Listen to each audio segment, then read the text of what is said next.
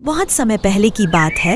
एक बहुत बड़ा जंगल था। उस जंगल में बहुत सारे जानवर मिलजुल कर रहते थे। एक दिन बरसात के रात में जंगल में बहुत तेज बारिश हो रही थी। एक कौवा उसकी पत्नी से बात कर रहा था। देखो चंपा, जंगल में 3 दिन से बारिश हो रही है। बारिश को रुकने का नाम ही नहीं ले रही है। अब तो इस बारिश को बंद हो जाना चाहिए। तुम सही कह रहे हो। लगातार हो रही बारिश से सभी जानवर बहुत परेशान हैं और चिंतित भी। तुम बैठो, मैं जंगल का एक चक्कर लगा कर आता हूँ। इतना बोलकर कौवा बाहर चला गया। बारिश में भीगते हुए वह उड़ने लगा। थोड़ी दूर जाने के बाद वह एक पेड़ के डाल पर बैठ गया। तभी उसकी नजर एक बकरी के बच्चे पर पड़ी। वह बारिश में भीगता हुआ कांप रहा था। अरे ये बकरी का बच्चा तो ठंड में कांप रहा है। लगता है ये अपने घर का रास्ता भूल गया है। मुझे इस बच्चे की मदद करनी होगी। इतना कहते ही तभी उसकी नजर थोड़ी दूर खड़े हुए एक पेड़ के पीछे छुपा हुए एक तेंदुए पर पड़ी। उसे देखकर कौवा सोचने लगा, अरे ये तेंदुआ तो इस जंगल का नहीं लगता। ये तो किसी दूसरे जंगल का लगता है। मुझे मालूम करना होगा। इतना बोलकर कौवा तेंदुए के पास गया और बोला, कौन हो तुम? मैं तो इस जंगल के सभी प्राणियों को जानता हूँ। तुम तो इस जंगल के नहीं लगते। कहाँ से आए हो तुम? सही कह रहे हो, मैं इस जंगल का नहीं हूँ। मैं इस जंगल से गुजर रहा था कि तभी बारिश शुरू हो गई। बारिश से बचने के लिए मैं इस जंगल में रुक गया। जब बारिश बंद हो जाएगी तब मैं चला जाऊंगा। फिर कौवा बकरी के बच्चे के पास गया और बोला, तुम यहाँ पर क्या कर रहे हो? तुम्हारी माँ कहाँ है और तुम्हारा नाम क्या है? मेरा नाम छोटू है। मैं बारिश में खेल रहा था, मगर खेलते खेलते बहुत दूर चला आया और घर का रास्ता भी भूल गया। इतना बोलकर छोटू रोने लगा। फिर कौवे ने उसे हौसला देते हुए बोला, तुम चिंता मत करो, मैं तुम्हें तुम्हारी माँ तक पहुँचा दूंगा। मेरी माँ मुझे मना कर रही थी, लेकिन मैंने उसकी बात नहीं मानी। तुम्हें अपनी माँ की बात माननी चाहिए थी।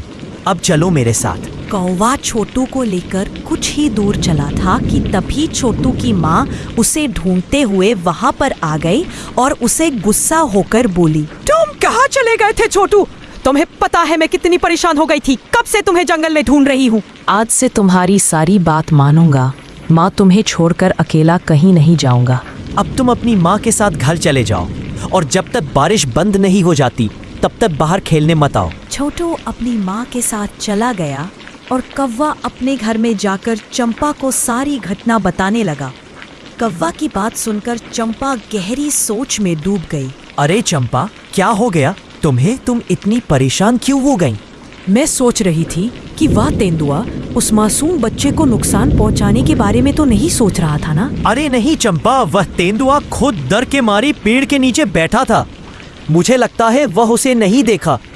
बारिश बंद होने के बाद वह चला जाएगा। अगले दिन बारिश थम गई और कौवा धूप में बैठा था। तब एक तोता आकर उसके पास बैठा और बोला, अरे तुम यहाँ बैठे हो, उधर बेचारी बकरी का रो रो कर बुरा हाल है। ठीक है, लेकिन कौन सी बकरी और क्यों रो रही है वह? मुझे क्या पता। बेचारी अपने बच्चे को ढूंढती फिर रही है। उसका कहना है कि उसका बच्चा कल रात से लापता है। चलो मेरे साथ। उसके साथ तुरंत वहां पर चले गए। वहां पर जाकर उसने देखा कि वह बकरी छोटू की माँ थी। फिर कौवा उससे बोला, क्या बात है, तुम रो क्यों रही हो? कल रात मैं छोटू को लेकर घर पर आई थी। सुबह जब मेरी आंख खुली तो वह गायब था। मैंने पूरा जंगल छान मारा, मगर वह कहीं नहीं मिला। तुम घबराओ मत, मैं अभी उसे तलाश करता हूँ। फिर कौवा छोटू को ढूंढने निकल पड़ा। कुछ दूर जाने के बाद एक पेड़ के नीचे वही तेंदुआ नजर आया जो बड़ी आराम से बैठा था। कौवा उसके पास जाकर बोला, तेंदुआ भाई, तुमने एक बकरी के बच्चे को कहीं पर देखा है? वही बकरी का बच्चा जो कल बारिश में भीग रहा था। मैंने किसी बकरी के बच्चे को नहीं देखा। मैं तो कब से यहाँ पर बैठा हूँ। ठीक है, लेकिन कल तो तुम कह रहे थे कि बारिश रुकने के बाद चले जाओगे। हाँ, चला जाऊंगा। और तुम तो ऐसे बोल रहे हो जैसे तुम इस जंगल की राजा हो और यहाँ पर तुम्हारा ही शासन चलता है। अरे भाई, मेरी जब मर्जी होगी तब मैं चला जाऊंगा। अब तुम अपना काम करो। तेंदुए की बात सुनकर कौवा मन ही मन बोला, मुझे तो इस तेंदुए पर शक हो रहा है। मुझे जंगल के राजा शेर को इसकी शिकायत करनी होगी। फिर कौवा वहां से उड़कर सीधा शेर सिंह के पास चला गया। और सारी बात बताने लगा। महाराज, मैंने तो आपको सारी घटना बताई। मुझे उस तेंदुए पर शक हो रहा है। कौवे की बात सुनकर शेर महाराज ने क्रोधित होकर बोला, इसका मतलब वो तेंदुआ सही बोल रहा था। तू हमेशा जंगल के प्राणियों के खिलाफ मेरे कान भरता रहता है। ये आपको क्या हो गया महाराज? मैंने जो देखा वही आपको बताया। तभी कौवे ने देखा कि तेंदुआ छोटू को साथ लेकर गुफा के अंदर आया। कौवा आश्चर्यचकित होकर इस दृश्य को देखने लगा। महाराज, जब मुझे पता चला कि यह बकरी का बच्चा गायब हो गया तो मैं उसकी तलाश के लिए जंगल में चला गया, लेकिन मुझे पता था कि यह कौवा मेरे खिलाफ आपको जरूर बताएगा, इसलिए मैंने आपको पहले ही सब कुछ बता दिया था। महाराज, इस कौवे के कारण ही दूसरे जंगल का कोई भी प्राणी आपके जंगल में नहीं आते। कौवे, तुम तो कह रहे थे कि यह तेंदुआ बकरी के बच्चे को मार डाला, मगर तेंदुए ने तो इसे सही सलामत ढूंढ कर लाया। तुम्हें अब सजा मिलेगी। इतना बोलकर शेर महाराज ने कौवे को एक पिंजरे में बंद कर दिया और तेंदुए की ओर देखकर बोला, तुम्हारी जब तक मर्जी हो तुम यहाँ पर रह सकते हो, तुम्हें कोई परेशान नहीं करेगा।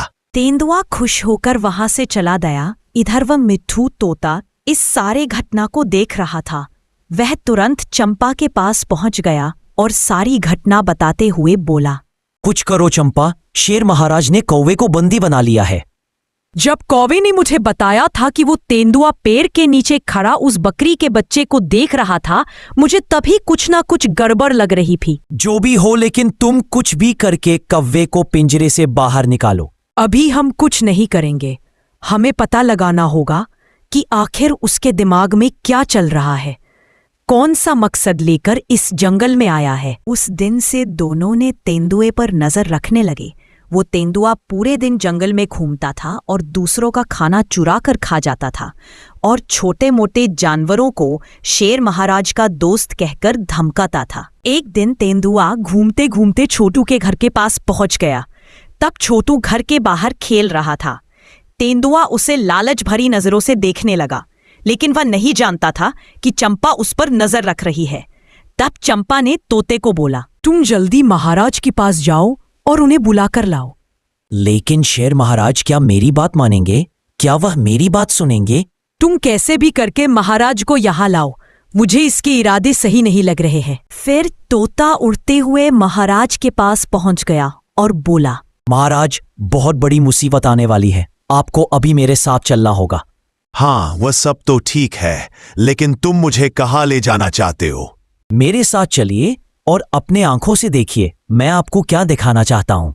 फिर शेर महाराज तोते के साथ उस जगह पर पहुंच गए और चंपा शेर महाराज के पास आकर बोली, महाराज, आप उस झाड़ियों के पीछे छुप जाइए और स्वयं अपनी आंखों से देख लीजिए। चंपा की बात सुनकर शेर महाराज एक झाड़ियों के पीछे छुप गया। उधर तेंदुआ छोटू के पास जाकर बोला, आज तो मैं खाने का मन कर रहा है मेरा। यह क्या कह रहे हैं आप? पिछली बार जब मैं खो गया था तब आप ही मुझे महाराज के पास ले गए थे और मेरी माँ के पास छोड़कर गए थे। मूर्ख बकरी के बच्चे, वह तो मेरी एक चाल थी। मैं जानता था कि इस जंगल में कौवा सबसे तेज दिमाग की है, इसलिए मैंने उसे फंसाया और अंदर करवा दिया। मैं कुछ समझा नहीं। यह आप क्या कह रहे हैं? मैंने तो आपको दयालु समझा। जब तू सो रहा था ना, मैं चुपके से तुझे मुंह दबाकर जंगल के दूसरे हिस्से में छोड़ आया था और खुद ही तुझे जगाकर महाराज के पास छोड़ आया, और मूर्ख शेर महाराज ने कौवे को ही दोषी मान लिया। लेकिन अब मुझे कोई खतरा नहीं। अगर आज मैं तुझे खा भी जाऊंगा तो शेर महाराज कभी विश्वास ही नहीं करेगा। तुझे खाने के बाद मैं जंगल में अपनी मनमानी शुरू कर दूंगा। इतना बोलकर तेंदुआ बच्चे पर हमला करने ही वाला था कि तभी शेर वहां पर आ गया। अपने सामने शेर को देखकर तेंदुआ घबरा गया। अच्छा, तो ये थी तेरी चाल। तूने चालाकी करके कौवे को मेरे हाथों से बंदी बना दिया। अब देख मैं तेरा क्या हल करता हूं। इतना बोलकर शेर महाराज ने तेंदुए के ऊपर हमला कर दिया। मार खाकर तेंदुआ किसी तरह अपनी जान बचाकर वहां से भाग गया और हमेशा के लिए उस जंगल को छोड़कर। समय पहले एक जंगल में एक सियार रहता था। बड़ा चालाक मगर बहुत चतुराई के साथ थोड़ा सा स्वार्थी भी।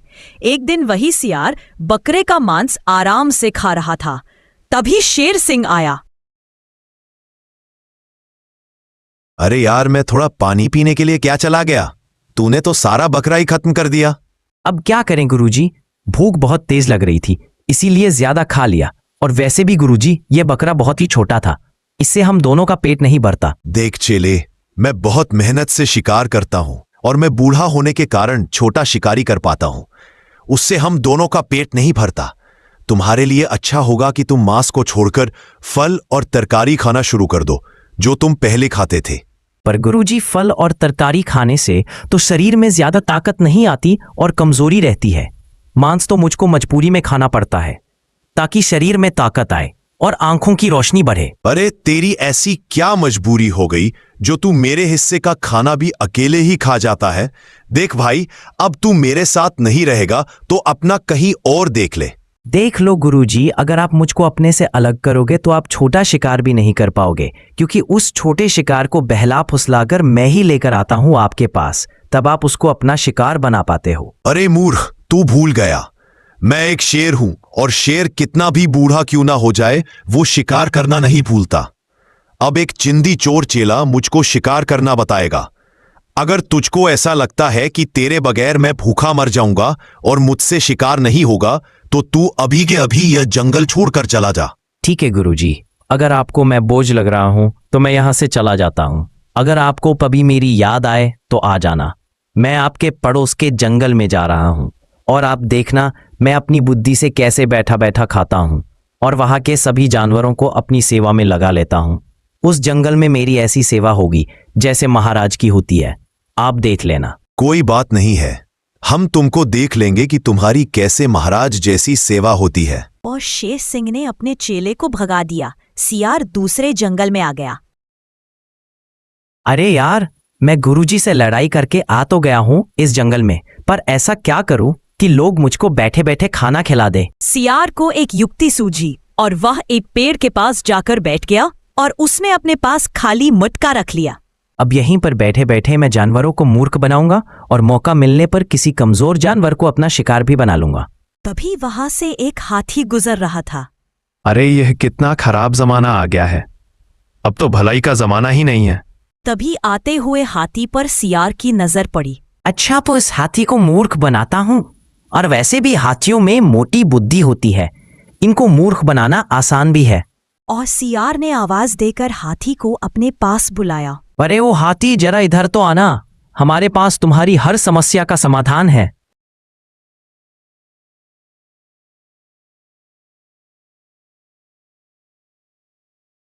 अरे आप कौन हो और हमारे जंगल में क्या कर रहे हैं, और आपके पास ये बर्तन जैसा क्या है? हाथी, मैं इस जंगल में जानवरों का दुख लेने आया हूं और यहाँ के हर एक प्राणी को सुख देकर जाऊंगा। और यह बर्तन नहीं है, यह मेरा जादुई मटका है।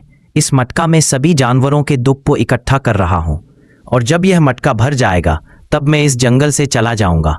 और गुरुजी, मेरी थोड़ी सी परेशानी है। कुछ मत बोल बच्चा, बाबा सब जानते हैं। हम परेशानी को बताने से पहले ही देख लेते हैं। हमको सब पता है। तुमने किसी के साथ भलाई की है और बदले में तुमको बुराई मिली है। तुम हर किसी के साथ अच्छा व्यवहार करते हो, बदले में तुमको बुराई ही मिलती है। ठीक कहा ना मैंने? हाँ बाबा, आपने बिल्कुल ठीक कहा। आप तो सच में सिद्ध पुरुष हो। हमारे तो भाग्य खुल गए जो आप हमारे जंगल में आए। बेटा, मैं हर किसी के जंगल में नहीं जाता, मैं उसी के जंगल में जाता हूँ जिसके जंगल में मौत तांडव करती है। क्या कहा बाबा? मौत तांडव करती है? हाँ बच्चा, तुम्हारे जंगल में घोर संकट आने वाला है। इस जंगल के जानवरों को संकट से बचाने के लिए ही तो मैं इस जंगल में आया हूँ, और मैं इसी स्थान पर बैठे बैठे जंगल के सभी कष्ट को अपने मटके में इकट्ठा कर रहा हूँ। और जब तक ये मटका भर नहीं जाता मैं इस स्थान से खड़ा नहीं हो सकता। इसीलिए तुम जंगल के सभी जानवरों को भी यह बात बता दो कि इस जंगल पर मौत का तांडव होने वाला है और जानवर इधर उधर ना जाएं। बता दूंगा बाबा जी, आप खड़े नहीं हो सकते, इसीलिए मैं आपके लिए भोजन की व्यवस्था करता हूँ और जानवरों को भी कहता हूँ कि वह आपके लिए भोजन लेकर आए। और हाँ बच्चा, एक बात और ध्यान रहे, मैं तुमसे जो भोजन लूंगा वह भोजन नहीं होगा, वह भोजन के रूप में तुम्हारा दुख दर्द होगा, जिसे मैं खाकर तुमको दुख दर्द से आजाद करूंगा। इसीलिए जानवरों से कहना कि ज्यादा से ज्यादा भोजन लाए ताकि मैं उनके दुख दर्द को बहुत जल्दी खत्म कर सकूं। ठीक है बाबा जी, मैं समझ गया। जो जितना खाना लाएगा उसका उतना ही दुख दर्द कम होगा और उतनी ही जल्दी आपका मटका भर जाएगा और आप हमारे जंगल के संकट को लेकर चले जाओगे। शीघ्र जाओ बच्चा, हमारे पास समय नहीं है। और हाथी बहुत जल्दी में जानवरों के पास गया। अरे भाई लोगों, तुमको पता है हमारे जंगल में एक बाबा आए हैं और वो कह रहे थे कि इस जंगल में मौत का तांडव होने वाला है। इसीलिए मैं इस जंगल में आया हूं और वो हर एक जंगल में नहीं जाते, वो केवल उस जंगल में जाते हैं जिसमें कुछ संकट आने वाला है। हाथी, ये तुम क्या कह रहे हो? कौन करेगा हमारे जंगल में मौत का तांडव? क्या वो बाबा सच में सिद्ध पुरुष लग रहे हैं या कोई ढोंगी है जो जानवरों को मूर्ख बनाने के लिए आया है? नहीं, ढोंगी नहीं है वो एक शुद्ध पुरुष है और उनके पास मटका है जिसमें वह हर एक जानवर के दुख दर्द को इकट्ठा कर रहे हैं। और जब तक वह मटका नहीं भर जाता वो कहीं नहीं जाएंगे और न ही तब तक अपने स्थान से खड़े हो सकते हैं। उन्होंने ये प्रण लिया है। जब तक जंगल का दुख खत्म नहीं हो जाता तब तक बाबा जी बैठे ही रहेंगे। हमको तो उनके लिए भोजन का प्रबंध करना पड़ेगा। हाँ, हमको उनके लिए भोजन का प्रबंध करना पड़ेगा। और उन्होंने कहा था जो जितना ज्यादा भोजन लेगा उसका उतना ही दुख दर्द कम होगा और वो जीवन में सुख का आनंद मिलेगा। इसीलिए मैं तो बहुत सारा भोजन लेकर जाऊंगा। अरे तू ही क्यों रे, बहुत सारा भोजन तो मैं भी लेकर जाऊंगा, मुझे भी अपना दुख कम करना है। और अगले दिन हाथी ढोंगी सियार के लिए फल लेकर गया।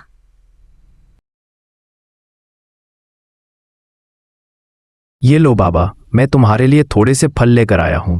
इनको खाकर तुम अपनी भूख शांत कर लो और अगर मेरे जीवन में कोई दुख हो तो उसको अपने मटके में भरकर अपने साथ ले जाओ। बच्चा, तू फल बहुत थोड़े लेकर आया है, इसीलिए तेरा थोड़ा दुख ही मैं इस मटके में डालूंगा और जिस दिन तू ज्यादा फल लेकर आएगा उस दिन मैं तेरा पूरा दुख अपने मटके में समेट लूंगा।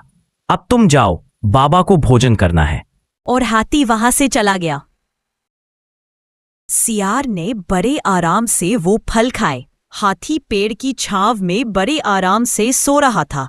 तभी उसको एक आवाज सुनाई दी। अरे हाथी, जाग जाओ, सोते ही रहोगे क्या? इतना क्यों सो रहे हो? जागो यार। अरे यार, अब मेरे सोने के ही दिन है। मैं कल फल लेकर गया था बाबा जी के पास और बाबा जी ने मेरे हिस्से का दुख अपने मटके में डाल लिया। अब मेरे जीवन में कोई दुख नहीं है।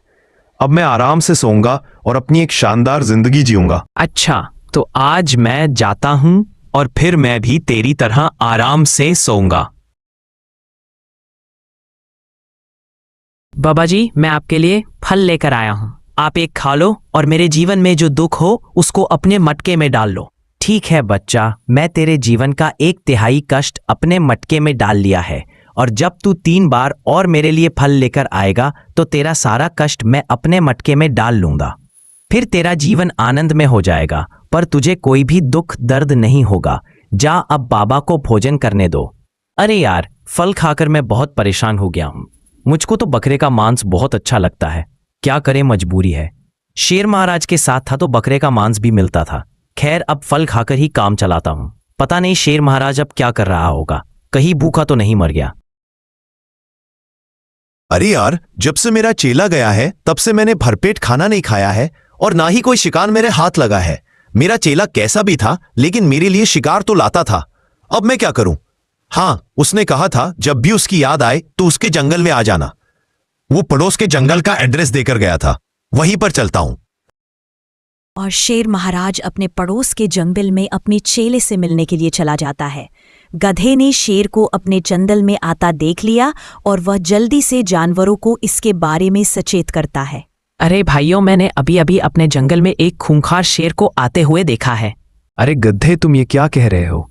अगर वो शेर हमारे जंगल में आया है तो अवश्य ही वो भूखा होगा और वो शिकार की तलाश में आया है। लेकिन बाबा जी ने तो कहा था कि हमारे दुख दर्द और जंगल में जो भी संकट है वह सब खत्म हो गया है। लेकिन यह तो संकट आ गया, अब क्या करें? करना कुछ नहीं है, बस हमको बाबा जी के ही पास चलना है, वही अब हमको शेर से बचा पाएंगे। और सभी जानवर ढोंगी सियार के पास पहुंचे। बाबा, हमको बचा लो, हमारे जंगल में खूंखार शेर आ गया है। कहीं मुझको ढूंढते हुए गुरुजी तो नहीं आ गए इस जंगल में, देखना पड़ेगा। अरे बाबा जी, किस सोच में पड़ गए?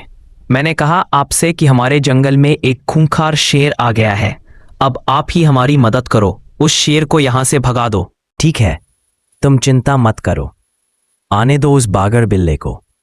अगर मैंने उसको अपने मंत्रों की शक्ति से वापस नहीं भगा दिया तो कहना। और थोड़ी देर बाद वहां पर शेर आ गया। रुक जाओ, अगर तुमने एक भी जानवर को शिकार बनाया तो मैं तुझे अपने मंत्रों की शक्ति से यहीं पर भस्म कर दूंगा। अगर सच में तेरे मंत्रों में शक्ति है तो आज फिर तू मैदान में आ। और सियार ने शेर सिंह के पास जाकर धीरे से कुछ बोला और शेर सिंह वहां से दुम दबाकर भाग गया। अरे वाह गुरुजी, आपने तो एक खूंखार शेर को भगा दिया। सच में आप हमारे जंगल के मैं फरिश्ते बनकर आए हो। अरे ये तो कुछ भी नहीं, मैं तो सिर्फ उसके पास जाकर सिर्फ छोटा सा मंत्र बोला था और वह दुम दबाकर भाग गया। अगर वह कुछ देर और रुक जाता तो जलकर राख हो जाता। शेर अपनी नजर बचाते हुए अपने चेले के पास पहुंचा। अरे गुरुजी आप। हाँ, तुमने ही तो मेरे कान में कहा था कि जब कोई जानवर मेरे आसपास ना हो तो आ जाना। बस मैं आ गया, जानवरों से अपने आप को बचाते हुए। कोई जानवर मुझको आपके साथ ना देख ले। बड़ी मुश्किल से खाने का जुगाड़ बैठाया है, कहीं वह भी मुझसे छीन ना जाए। अरे तुम चिंता मत करो, सभी जानवर इस समय तालाब पर पानी पीने के लिए गए हैं। पूरा जंगल खाली है, कोई नहीं है। बताओ गुरुजी, कैसे आना हुआ इस जंगल में? मैं तुम्हारे पास आया हूं। चेले, जब से तुम मुझको छोड़कर गए हो मेरे हाथ एक भी शिकार नहीं लगा। मैं पुरानी हड्डियों को खा जीवित रहा हूं। आज मुझे बहुत भूख लग रही है, कुछ खाने का प्रबंध करो। हाँ गुरुजी, बहुत दिन हो गए। इन कमबख्त जानवरों ने मुझे फल ही फल खिलाकर मेरा जी सा खराब कर दिया है। आज मैं तुम्हारे साथ मिलकर एक स्वादिष्ट सा बकरा खाना चाहता हूँ। अरे ऐसी क्या बात है, हम तुमको बकरा भी खिला देंगे। लगाओ अपना दिमाग और बताओ मैं कैसे बकरे को शिकार बनाऊं। गुरुजी, कुछ समय के बाद एक बकरा मुझे फल देने के लिए आएगा और मैं उसको अपने पास आंख बंद करके बैठा लूंगा और तुम पीछे से आकर उसको अपना शिकार बना लेना। ठीक है, तुमको जैसा उचित लगे। और शेर झाड़ियों में छुपकर खड़ा हो गया और बकरे का इंतजार करने लगा। थोड़ी देर बाद बकरा ढोंगी सियार के पास आया। बाबा जी, मेरा जीवन बहुत ही कष्टदायक है। मैं आपके लिए ये फल लेकर आया हूं। आप इनको स्वीकार कर लो और मेरे जीवन के सारे कष्ट तो अपने मटके में डाल लो। बाबा जी, इस बार हमको तुम्हारे फल की इच्छा नहीं है पुत्र, तुम बस अपनी आंखें बंद करके बैठ जाओ। हम अभी के अभी तुम्हारे सभी कष्टों को अपने जादुई मटके में डाल लेते हैं। और जैसे ही बकरा आंख बंद करके ढोंगी सियार के सामने बैठा तो शेर जंगल में से निकलकर बकरे के ऊपर हमला कर दिया और बकरे को अपना भोजन बना लिया। और फिर दोनों बकरे की दावत उड़ाने लगे। वाह गुरुजी, आज तो बहुत दिनों के बाद बकरा खाया है। तबीयत खुश हो गई गुरुजी। आप इसी जंगल में रहना, कहीं पर भी मत जाना। अगर मुझे जाना ही होता तो मैं इस जंगल में क्यों आता? तुम नहीं जानते मैं तुम्हारे बगैर कितना कमजोर था। अगर मैं तुम्हारे पास नहीं आता तो मेरी भूख से तड़पकर मृत्यु हो जाती। हाँ गुरुजी, आपने बिल्कुल ठीक कहा। अगर आप यहाँ पर नहीं आते तो मैं भी घटिया फल खाकर अपने आप को अधमरा सा कर लेता। इसीलिए तो हमारे बुजुर्ग ने कहा है कि 1 और 1 2 नहीं बल्कि 11 होते थे। अब हम हमेशा इसी जंगल में रहेंगे और यहाँ के जानवरों को ऐसे ही मूर्ख बनाते रहेंगे। अब कोई भी जानवर बाबा जी के पास आता और बाबा जी उसको अपने पास आंख बंद करके बैठा लेते और शेर पीछे से आके हमला कर देता। एक जंगल में बल्लू नाम का एक बाघ रहता था। वो सारा दिन सोता ही रहता था और जैसे ही रात होती थी वो शेर की गुफा में जाकर उसके शिकार को चुरा लाता था और उस शिकार को पेट भर कर खाता था। उसका यही काम था कि दूसरों के किए हुए शिकार को चोरी करके खाना। यही कारण था कि वह कभी भी शिकार पर नहीं जाता था और वह चोरी करके बैठे बैठे ही खाता था। अरे वाह, आज तो मजा आ गया। बड़ा ही स्वादिष्ट खाना था। कुछ भी कहो, मुझको मेरा यह काम बहुत ही अच्छा लगता है। बैठे बैठे खाना मिल जाता है, इधर उधर भी नहीं भटकना पड़ता। सीधा गुफा में जाता हूँ और खाना लेकर आ जाता हूँ। बड़ा ही अच्छा लग रहा है। अब उसका रोज का यही नियम था कि वो शेर की गुफा में जाता और वहां से शेर का शिकार चुरा कर लाता और आराम से बैठकर खाता और पूरा दिन फटकार कर सोता। उस जंगल में बल्लू के 2 चेले और थे, गोलू और मोलू। अरे यार मोलू, गुरुजी को देख, पूरा दिन सोते रहते हैं और अब तो ये शिकार पर भी नहीं जाते। पता नहीं ये क्या खाते हैं और इन पर भूख का असर भी नहीं दिखता। ऐसा लगता है जैसे रोज भर पेट ताजा ताजा मांस खा रहे हो। हाँ गोलू, यही तो मैं तुमसे भी कहना चाहता था, पर उससे पहले ही तुमने मुझसे बोल दिया। यही तो मेरी समझ में भी नहीं आ रहा कि गुरुजी शिकार भी नहीं कर रहे। पता नहीं इनको कौन सी जड़ी बूटी मिल गई जो इनको भूख ही नहीं लगती। मोलू, इसका पता तो हमको गुरुजी से ही मिलेगा। चल गुरुजी के पास चलते हैं। गोलू और मोलू गुरुजी के पास गए। गुरुजी को गोलू और मोलू का प्रणाम। अरे गोलू और मोलू, तुम दोनों यहाँ पर क्या कर रहे हो? गुरुजी, आप हमको एक बात बता दो। आप पूरा दिन सोते रहते हो और रात के समय में कोई भी जानवर घर से बाहर नहीं निकलते जो आप उनको अपना शिकार बना पाओ। तो आप खाते क्या हो? हमारी समझ में ये नहीं आ रहा। हाँ गुरुजी, हम दोनों इसी बात को लेकर चिंतित हैं कि आप बिना खाए पिए इतने दिनों तक कैसे जीवित रह रहे हो। गोलू और मोलू, तुम दोनों को तो पता है जब तुम मेरे शिष्य थे तो मैं कितना ध्यान में लीन रहता था। बस उसी का फल मुझको अब मिल गया।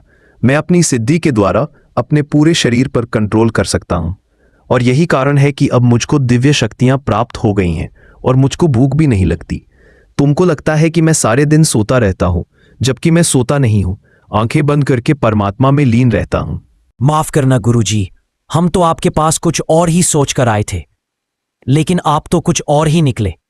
ठीक है गुरुजी, आप अपनी सिद्धि में लगे रहो। हमको तो ज्ञान प्राप्त हो नहीं पाया।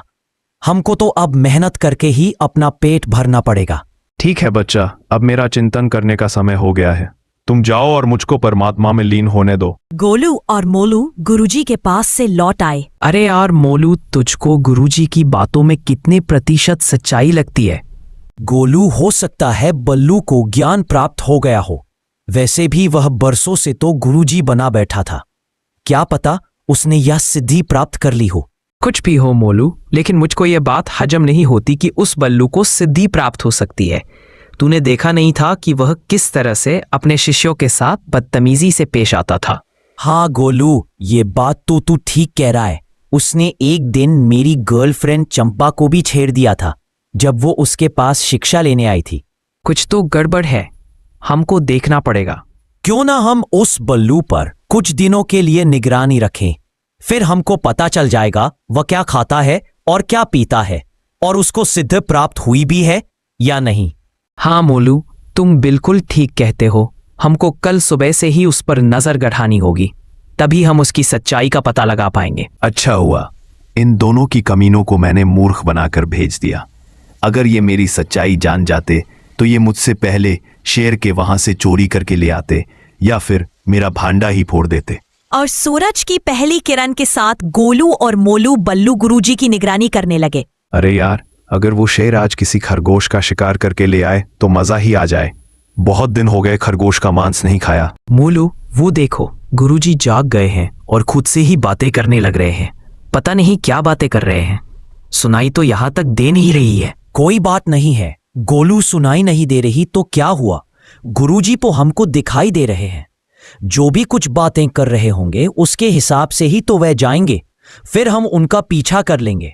करने दो, क्या बातें कर रहे हैं अपने आप से। गोलू और मोलू को दोपहर हो गई। अरे मोलू यार, देख, सुबह से दोपहर हो गई।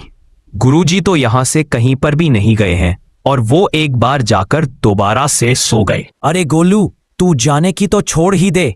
तूने एक बात पर गौर दिया? गुरुजी तो खड़े भी नहीं हुए हैं और तू जाने की बात कर रहा है। मुझको तो लगता है गुरुजी को सच में कोई सिद्धि प्राप्त हो गई है।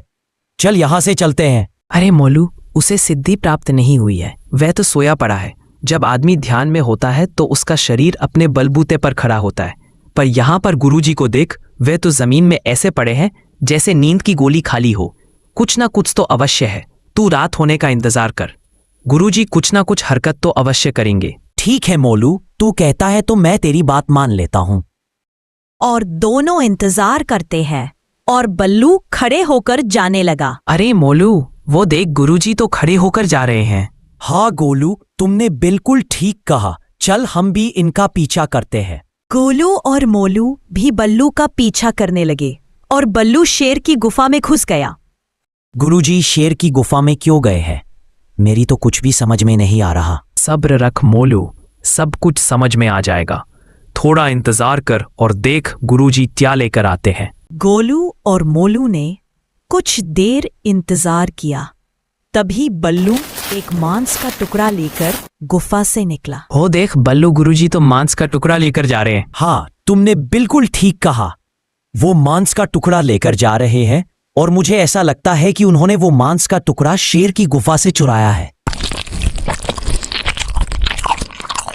हम तो इसको सिद्ध गुरुजी समझ रहे थे, पर यह तो चोर निकला। चल गोलू, चलकर शेर को बता देते हैं कि उसका शिकार बल्लू लेकर जाता है। अरे मोलू, पागल हो गया क्या तू?